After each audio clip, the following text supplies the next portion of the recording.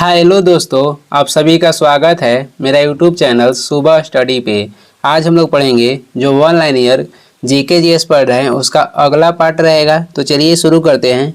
इसमें पहला क्वेश्चन हो जाएगा, मौर्य काल में मार्ग कर वसूलने वाले अधिकारी को क्या कहते थे। जो मौर्य काल में मार्ग कर वसूलते थे उस अधिकारी को बोला जाता था शुल्काध्यक्ष। क्या बोलते थे? तो शुल्काध्यक्ष।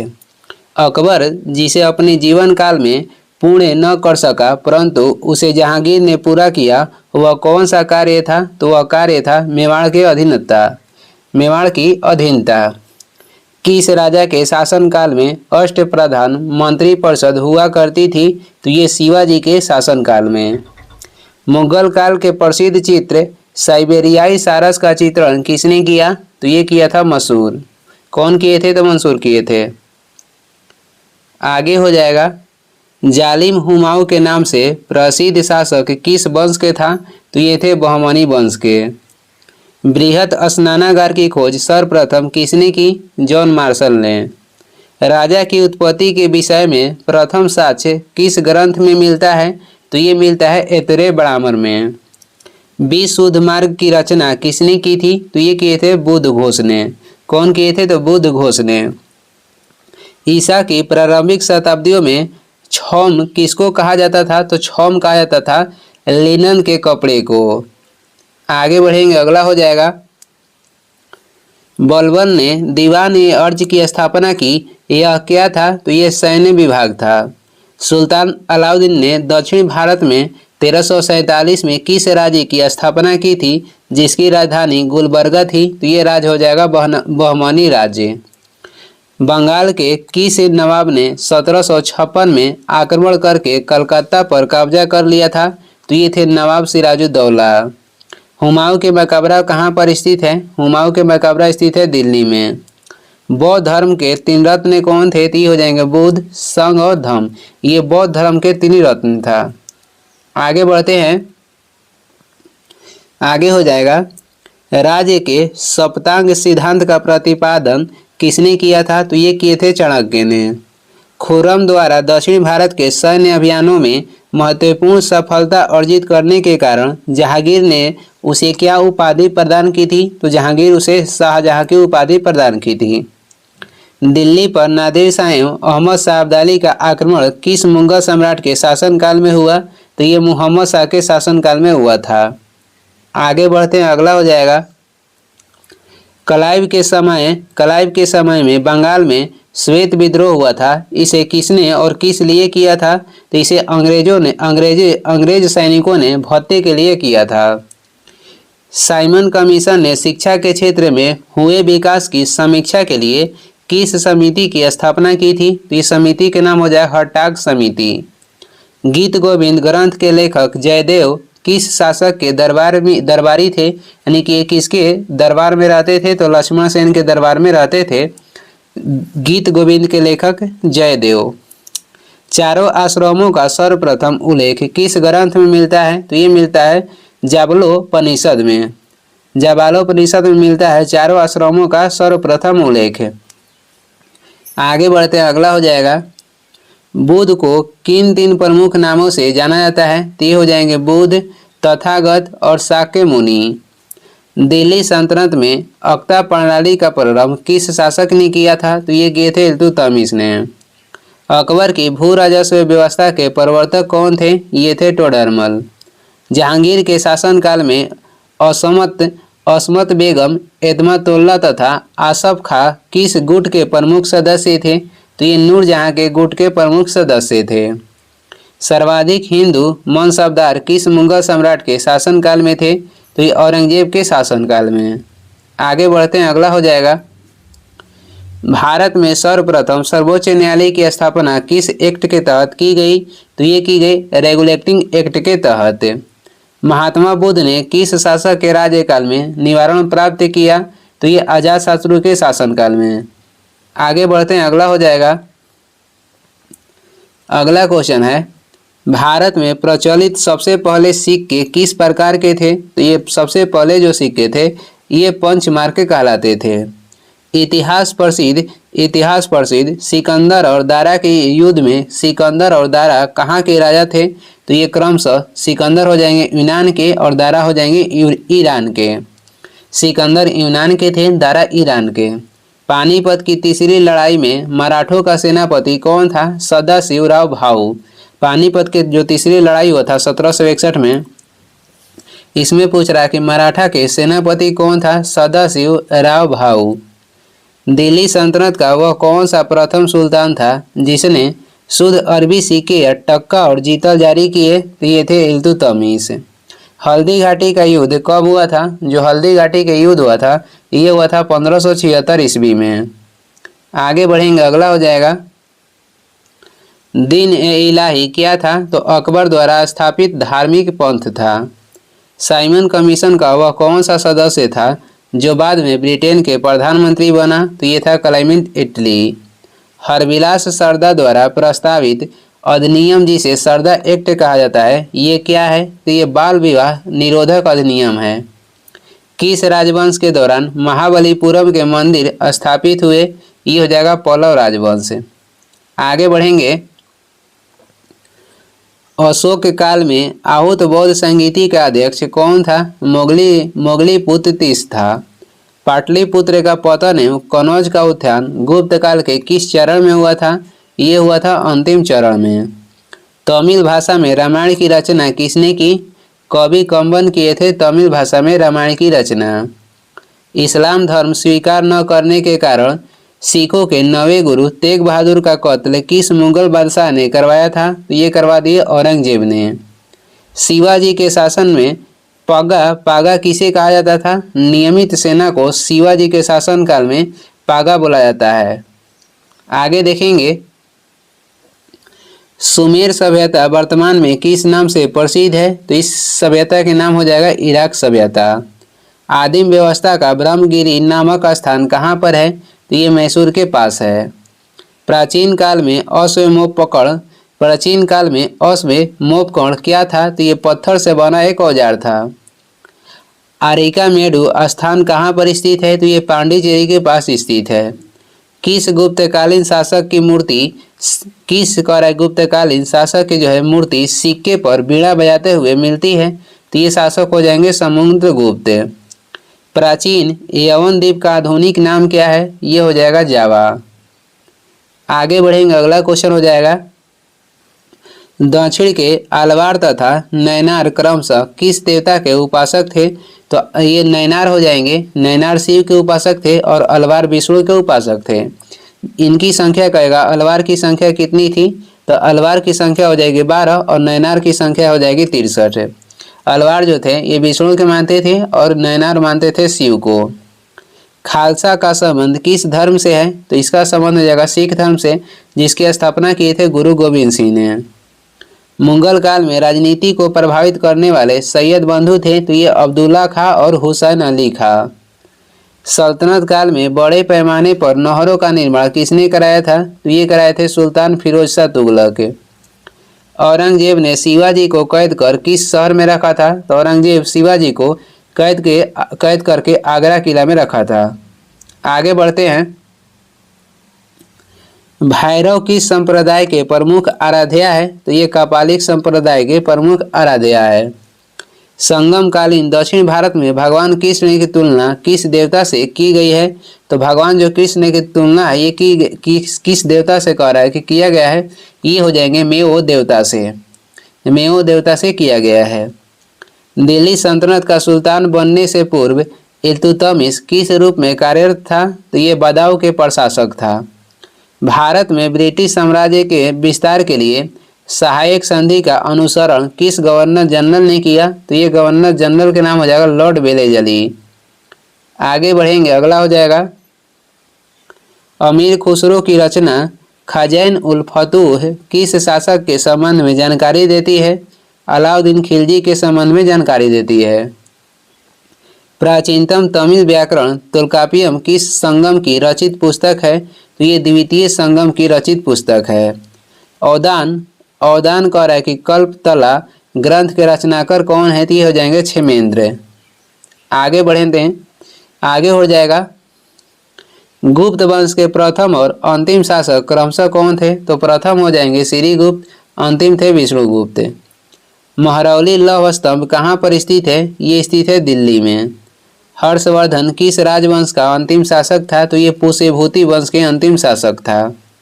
सिकंदर की मृत्यु किस स्थान पे हुई थी? तो इनका मृत्यु हुई थी बेबीलोन में। विक्रमशिला विश्वविद्यालय की स्थापना किस शासक ने की? पाल वंश के शासक थे धर्मपाल।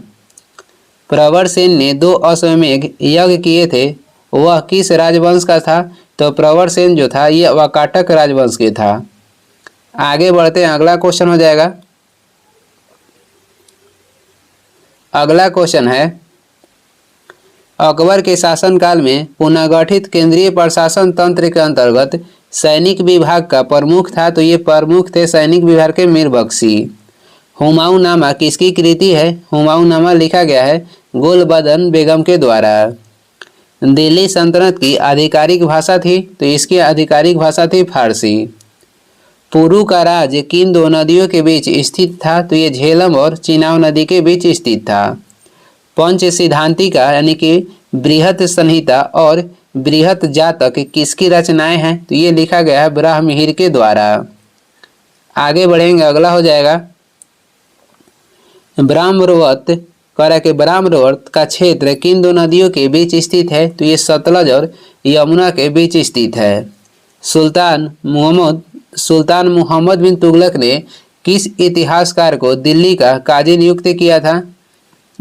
तो ये थे इब्न तुता, जो कि मोरक्को निवासी थे और ये 1333 ईस्वी में ये मुहम्मद बिन तुगलक के शासनकाल में भारत आए थे। देवी चंद्रगुप्तम की रचना किसने की? तो ये किए थे विशाखदत्त ने। क्षिप्रा नदी के किनारे बसा कौन सा नगर चंद्रगुप्त द्वितीय की पश्चिमी राजधानी थी? ये नगर हो जाएगा उज्जैन। आगे बढ़ते हैं, अगला हो जाएगा, सातवाहन वंश में संरक्षिका के रूप में किन 2 महिलाओं ने शासन किया? तो ये हो जाएंगे नागनिका और गौतमी ने। बौद्ध ग्रंथों में मिनांडर को किस नाम से अभिहित किया गया है? तो मिलिंद के नाम से। अर्धनारीश्वर की कल्पना हिंदू धर्म के किस मत से है? तो ये हो जाएगा शैव मत। आगे बढ़ते हैं, अगला हो जाएगा, पृथ्वीराज चौहान के विरुद्ध मोहम्मद गोरी को कथित रूप से आमंत्रित करने व सहायता देने के लिए किस शासक को देशद्रोही की संज्ञा दी जाती है? तो ये शासक हो जाएंगे जयचंद और ये कनौज के शासक थे। 1206 ईस्वी से 1290 ईस्वी तक दिल्ली सल्तनत पर किस वंश का शासन था? ये हो जाएगा तथाकथित गुलाम वंश का। अकबर का राज्याभिषेक 14 वर्ष की आयु में हुआ था, यह कहाँ संपन्न हुआ था? तो ये संपन्न हुआ था कालानौर में। आगे बढ़ेंगे, अगला क्वेश्चन हो जाएगा, जहांगीर की मृत्यु के पश्चात नूरजहां ने किसे मुगल सम्राट घोषित किया? तो नूरजहां ने मुगल सम्राट घोषित किया था शहरयार को। किसे? तो शहरयार को किए थे। हिंदुओं के 2 प्राचीनतम महाकाव्य कौन सा है? ये हो जाएगा रामायण और महाभारत। बौद्ध ग्रंथों पर भाष्य प्रस्तुत करने के लिए चौथी बौद्ध सभा किसके शासनकाल में हुई थी? ये कनिष्क के शासनकाल में हुई थी। 1175 ईस्वी से 1206 ईस्वी तक भारत पर किस विदेशी शासक ने लगातार आक्रमण किए? ये हो जाएंगे शहाबुद्दीन मोहम्मद गोरी ने लगातार ये भारत पर आक्रमण किया था। आगे देखेंगे, प्रसिद्ध इतिहास लेखक अलबरूनी का वास्तविक नाम क्या था? अबू रैहान मुहम्मद। अनंत बर्मन द्वारा निर्मित लिंगराज मंदिर कहाँ पर स्थित है? तो ये स्थित है भुवनेश्वर उड़ीसा में। मराठा इसका जो नींव डाले थे ये डाले थे यति केसरी। जो लिंगराज मंदिर है इसका नींव डाले थे यति केसरी। मराठा साम्राज्य का द्वितीय संस्थापक किसे माना जाता है? तो मराठा साम्राज्य के द्वितीय संस्थापक बाजीराव प्रथम को माना जाता है। सर्वप्रथम किस शासक के द्वारा चलाए गए सिक्कों पर बुद्ध की मूर्ति के बने होने के संकेत मिलते हैं? तो कनिष्क के द्वारा जो सिक्का चलाया गया था उस पे बुद्ध की मूर्ति के बने होने के संकेत मिलता है। आगे बढ़ते हैं, अगला हो जाएगा, अगला है कौटिल्य के अर्थशास्त्र में गुप्तचरों को क्या कहा गया है? तो इसे कहा गया है गूढ़ पुरुष। बिंदुसार की मृत्यु के समय अशोक कहाँ का वायसराय था? तो अशोक उस समय उज्जैन के वायसराय था। इस्लामी आचार विचार के कानून को क्या कहा जाता है? इसे कहा जाता है शरीयत। कोणार्क यानी कि जो उड़ीसा में स्थित है, कोणार्क के प्रसिद्ध सूर्य मंदिर का निर्माण किस शासक के संरक्षण में हुआ? यह हुआ था नरसिंह देव प्रथम के संरक्षण में। बाबर ने अपनी आत्मकथा तुजा के बाबरी किस भाषा में लिखी थी? तो ये लिखी थी तुर्की भाषा में। आगे बढ़ते हैं। मुगल काल में जासूस और गुप्त सूचनाओं के संवाहक को क्या कहा जाता था? तो उसे बोला जाता था हरकरा। शिवाजी को स्वतंत्रता की भावना की प्रेरणा किसने प्रदान की थी? माता जीजाबाई और गुरु रामदास। पाटलिपुत्र में घनानंद से मगध का सिंहासन छीनने से पहले चंद्रगुप्त किन प्रदेशों को जीत चुका था? ये हो जाएगा सिंध और पंजाब। कर्ण वंश की स्थापना वासुदेव ने की थी और इस वंश का अंतिम शासक कौन था? तो इस वंश के अंतिम शासक हो जाएगा सुशर्मा। आगे बढ़ेंगे। अगला हो जाएगा रुद्रदामन के शासनकाल में कौन सा स्थल शिक्षा का प्रमुख केंद्र था? ये शिक्षा के प्रमुख केंद्र हो जाएगा उज्जैनी। दिल्ली सल्तनत की सीमा का सर्वाधिक विस्तार किस सुल्तान के समय हुआ था?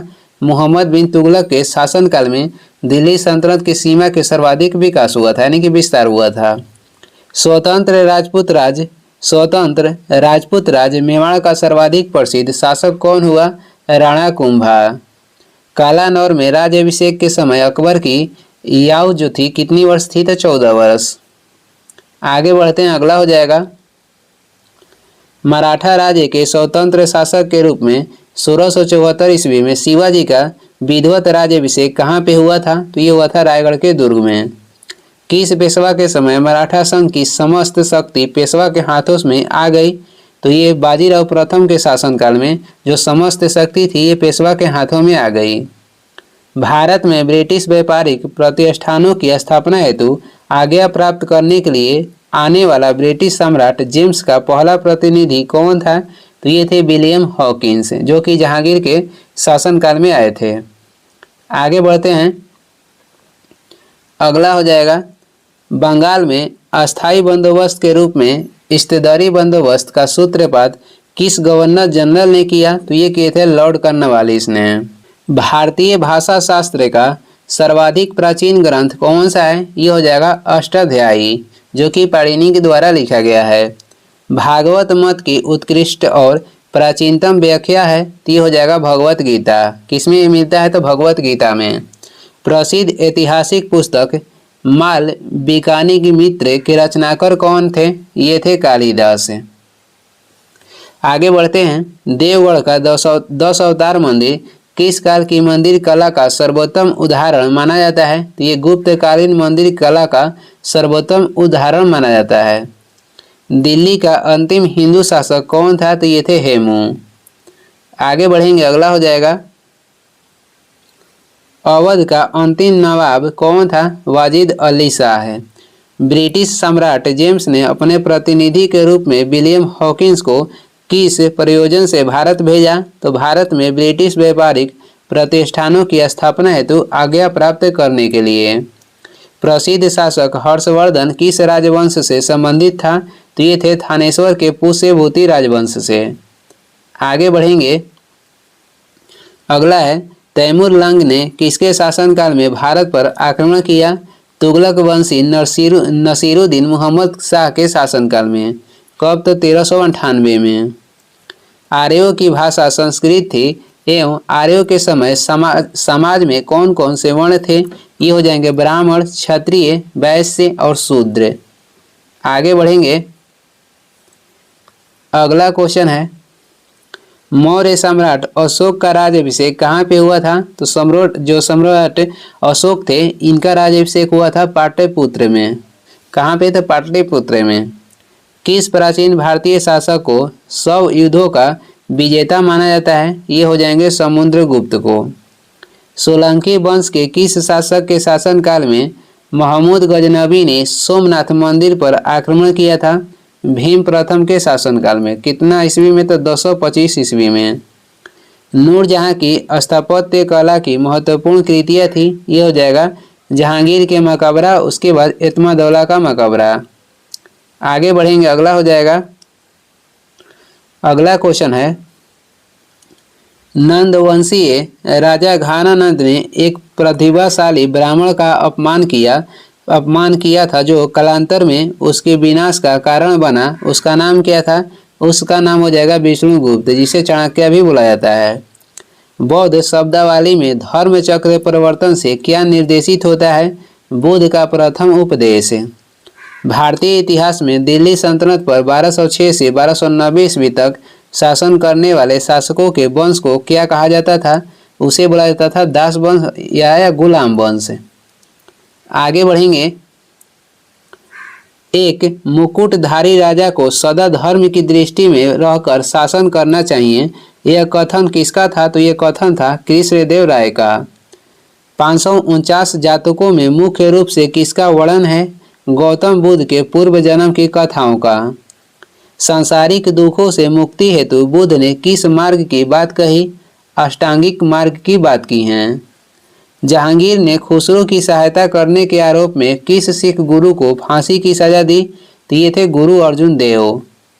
आगे बढ़ते हैं, अगला हो जाएगा, किस तुर्क आक्रमणकारी को बुत सिक्कन कहा गया है? ये हो जाएंगे महमूद गजनबी। महमूद गजनबी के भारतीय आक्रमण को अलबरूनी ने किसकी संज्ञा दी? जिहाद का, जिसका अर्थ होता है पवित्र युद्ध। गीत गोविंद ग्रंथ के रचनाकार जयदेव किस शासक के दरबारी कवि थे? तो ये लक्ष्मण सेन के दरबारी कवि थे। अजात शत्रु किस वंश का शासक था? तो ये हरेक वंश के शासक था। आगे बढ़ते हैं, अगला हो जाएगा, कहा कि राजा को अपनी प्रजा से मुक्ति मिली और प्रजा को अपने राजा से किसके निधन पर A.B.M. हबीबुल्लाह ने इस प्रकार की टिप्पणी की थी? तो किसके निधन पे? मोहम्मद बिन तुगलक के निधन पर। पूर्व मुगल काल में भारत की यात्रा करने वाला इब्न बतूता किस देश का निवासी था? तो ये मोरक्को का निवासी था। प्राचीन भारत में लिखे गए सबसे पहले महाकाव्य के लेखक कौन माने जाते हैं? ये माने जाते हैं वाल्मीकि। आगे बढ़ते हैं, अगला हो जाएगा, अबू रेहान मुहम्मद किस इतिहास प्रसिद्ध लेखक का वास्तविक नाम था? ये नाम हो जाएगा अलबरूनी का। नूरजहां ने किसको एतमाद उद्दौला की उपाधि प्रदान करवाई? अपने पिता मिर्जा गयास बेग को। बंगाल में अस्थायी बंदोबस्त के रूप में इस्तमारारी बंदोबस्त का सूत्रपात किस गवर्नर जनरल ने किया था? तो ये किए थे लॉर्ड कर्नवालिस ने। चारों आश्रमों का सर्वप्रथम उल्लेख किस ग्रंथ में मिलता है? ये मिलता है जाबालोपनिषद में। आगे देखेंगे, भारत का आइंस्टीन कहा जाता है तथा तुलना मार्टिन लूथर किंग से की जाती है, वह कौन है? तो ये हो जाएंगे नागार्जुन। इनको भारत के आइंस्टीन कहा जाता है और इनकी तुलना होता है मार्टिन लूथर किंग से। सल्तनत कालीन किस शासक ने खलीफा की सत्ता स्वीकार न करने से इनकार कर स्वयं को खलीफा घोषित किया? तो ये थे मुबारक शाह खिलजी। अहिल्याबाई किस शासक परिवार की थी? तो ये होलकर परिवार की थी। आगे बढ़ते हैं, अगला हो जाएगा, अगला क्वेश्चन है, भारत पर तैमूर के आक्रमण के समय दिल्ली की गद्दी पर कौन सत्तासीन था? तो ये थे नसीरुद्दीन मोहम्मद तुगलक। भारत में पूर्णतः इस्लामी परंपरा के आधार पर निर्मित प्रथम मस्जिद कौन सा है? ये हो जाएगा जमात खाना मस्जिद। अकबर ने अबरुर रहीम खाना खान को उपाधि किस उपलक्ष्य में प्रदान की थी? तो गुजरात में 1584 ईस्वी में हुए विद्रोह को सफलतापूर्वक दबाने के उपलक्ष्य में। आगे बढ़ेंगे, अगला हो जाएगा, धरती पर यदि कहीं स्वर्ग है तो यही है और कहीं नहीं है। यह युक्ति भारत के किस ऐतिहासिक इमारत में यह कथन लिखा गया है? तो दीवाने खास, जो कि दिल्ली स्थित लाल किले में है। चेतक नामक प्रसिद्ध ऐतिहासिक घोड़ा किस राजपूत राजा का था? तो चेतक किसका घोड़ा था? राणा प्रताप सिंह का।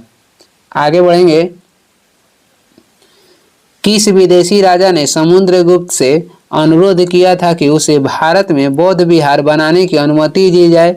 तो श्रीलंका के बौद्ध राजा मेघवर्मन ने समुद्रगुप्त ने बोध गया में बौद्ध विहार बनाने की अनुमति दी। यानी श्रीलंका के जो बौद्ध राजा मेघवर्मन था उसको समुद्रगुप्त ने बोध गया में बौद्ध विहार बनाने की अनुमति दी थी। राजा टोडरमल ने ऊंचे कोटि का भूमि प्रबंध किया था, जिसके कारण किसानों, राज्य और जनता सभी को फायदा हुआ था। राजा टोडरमल ने सर्वप्रथम ये सुधार किस शासक के काल में किए?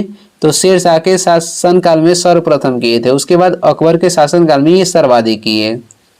आगे बढ़ेंगे, अगला हो जाएगा दास प्रथा संपूर्ण सल्तनत काल में प्रचलित रही, परंतु सर्वाधिक दास किस शासक के पास थे?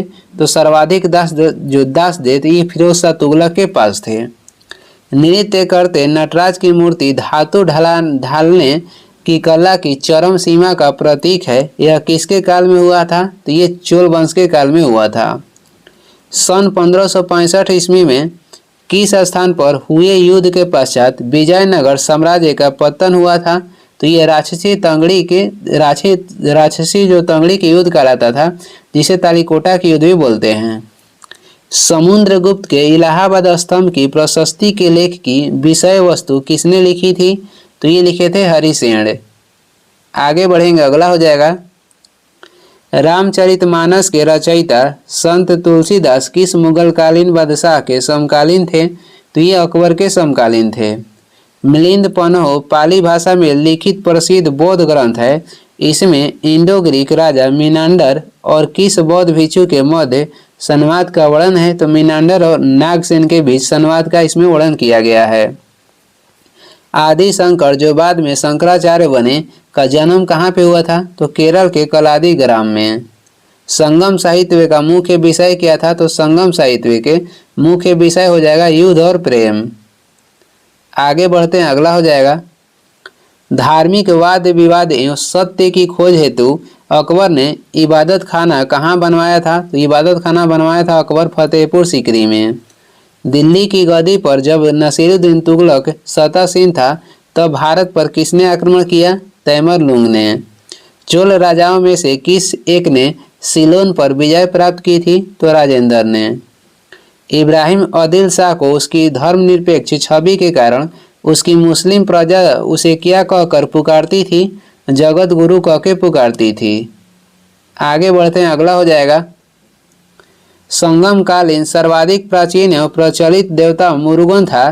कालांतर में इसे क्या कहा गया? तो कालांतर में इसे कहा गया है सुब्रमण्यम।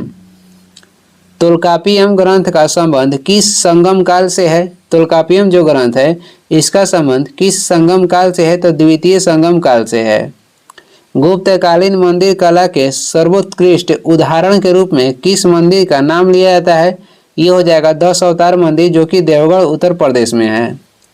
ईरानी राजदूत अबू रजाक ने 1523 ईस्वी में किसके शासनकाल में विजयनगर की यात्रा की थी? तो कृष्णदेवराय के शासनकाल में ये विजयनगर आए थे। और ये इस वीडियो का लास्ट क्वेश्चन है। वीडियो को लास्ट तक देखने के लिए धन्यवाद। वीडियो पसंद आ रहा है तो लाइक कर दें, चैनल पर नए हैं सब्सक्राइब कर दें। कुछ सुझाव एवं सलाह देना है तो कमेंट करके ज़रूर बताएं। Thank you.